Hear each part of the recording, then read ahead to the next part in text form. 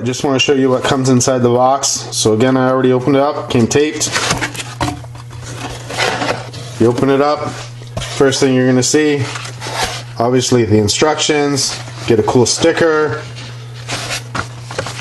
So we'll go over those. Then what you're also going to see is it's packed very well. You have certified by who inspected it. You're going to get the inner ring. You're going to pull that out. Bunch more packing. More packing. Then you're going to see the inner ring. You're also going to see your bolts.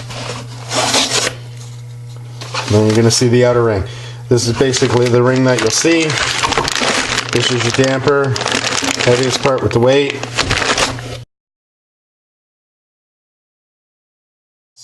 I'll show you guys all the stuff that I received.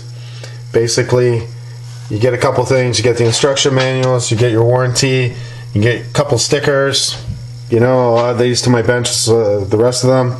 You get 3 parts. Basically, you have the hub that goes on top of your cam, you have the inner ring, and you have the outer ring.